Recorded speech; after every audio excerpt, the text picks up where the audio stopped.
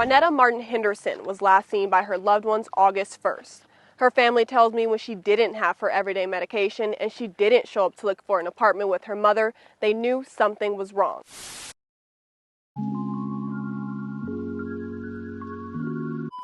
"27-year-old Ronnetta Henderson was a kind-hearted woman with an amazing heart and good head on her shoulders. She was always there for her friends and family and did whatever it took to ensure that her two children, a 9-year-old boy and a 7-year-old girl, wanted for nothing. A true hustler. In her spare time, she loved traveling, trying new foods, watching television, and listening to music. Her kids were her world. Sadly, Ronnetta was diagnosed with lupus and recently had brain surgery and was required to take daily medication on a consistent basis. On August 1st, Ronnetta left her home in Rosemont, California to pick up an acquaintance by the name of Antone James around 5:30 p.m. from Palmdale, California, roughly 20 minutes away from her home, but was not seen or heard from since. She was last spotted on video leaving her home wearing gray sweatpants, a black spaghetti-striped tank top, a gray head turban, and gray and white Jordans. She had multiple tattoos, including the name Zaire on her right upper shoulder and back with baby footprints, and the date 3/23/12, the phrase "trust no one" on her left arm, and the word Gemini surrounded by stars on her right upper chest area. She also had a noticeable surgical scar on her neck and wore braces. A nearby surveillance camera captured the female acquaintance along with two males returning to Ronnetta's home in her vehicle around 6:24 p.m. to remove items from the home, leaving her front door wide open. When confronted as to why they were at the home, they claimed that Ronnetta gave them the keys to her home and car. Around 9:30 p.m. that night, Ronnetta's red Nissan was located 87 miles away from her home in Inglewood, California, on the 3700 block of West 111th Street. The vehicle was wrecked and had caught on fire at some point. After being questioned and released by police, Antone, along with the two men, began motel hopping in the Antelope Valley area. One of the men even continued to post on social media as if nothing happened. Family, along with friends, began circulating flyers all around the community and social media, even creating a Facebook page where tips and information regarding the case could be shared. They were furious and believed that the individuals who were last seen with her and caught entering her home were responsible for her disappearance and wanted answers. They pleaded with the public to contact Kern County Sheriff's Office with any information leading to her whereabouts. Sadly, on August 16th, it was confirmed by family and friends that Ronnetta was found deceased and had died from a gunshot wound. Close friends also confirmed her passing on social media. Her family stated the following: "As we sit with heavy news, it is with deepest sadness as a family that we say goodbye for now to our beloved Ronnetta. We thank you all for your support and passion. We appreciate your efforts and prayers and hope you will continue to pray for us during this difficult time. Hug your loved ones a little tighter tonight." 15 days later, when Henderson's body was found here near Mojave, it was a reality her family knew was possible, but is still difficult to bear. This is Ronnetta Martin Henderson. Her sister-in-law tells me she was the type of person everyone knew they could rely on.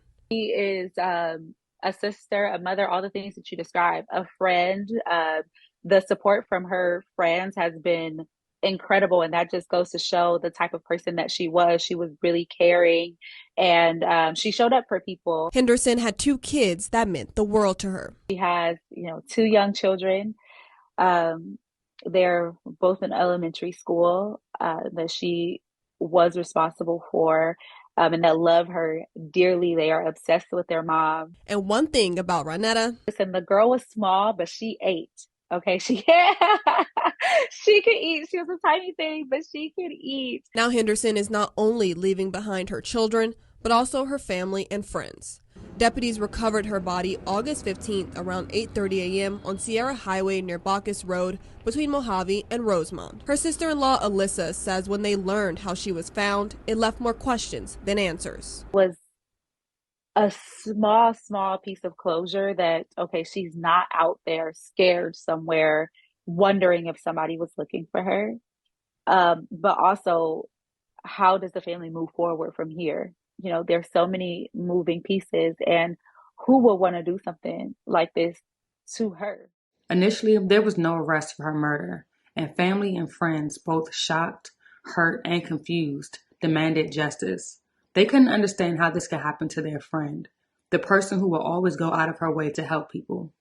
Sadly, the day she was possibly murdered, she was doing that very same thing, helping someone she thought was her friend.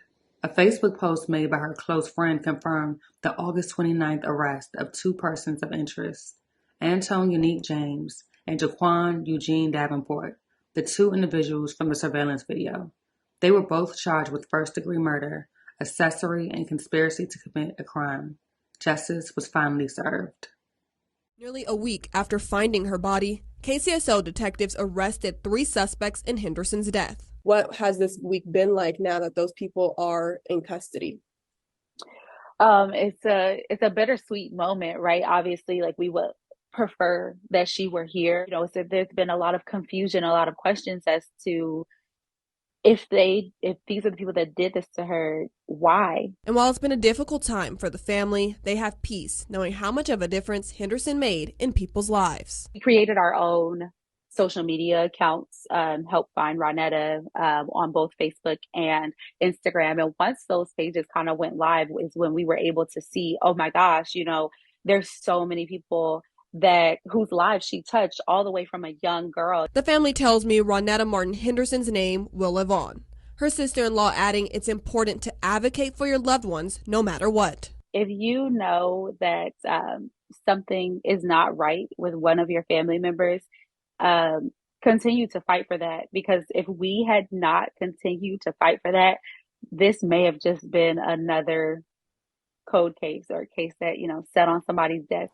While Henderson's identity was confirmed through a DNA match with her mother, the family says the coroner's office is still investigating and they have yet to ID her. The family is waiting for her body to be released, and they are hoping to lay her to rest by the beginning of October. 2 people appeared in court today to face murder and arson charges. The Sheriff's Department has refused to release details, but several people who attended the suspect's arraignment wore T-shirts with the image of a missing Lancaster woman printed on them. 26-year-old Jaquan Davenport and 18-year-old Antone James pleaded not guilty in Kern County Superior Court today. A third suspect, Jayshawn Davenport, was not listed in custody, but is also charged with first-degree murder and arson. Sheriff spokeswoman Lori Meza said the arrests are part of an ongoing investigation, and information should be available in a day or two. A group of people, apparently family of 27-year-old Ronnetta Martin, attended the hearing and hugged afterwards. They declined to comment.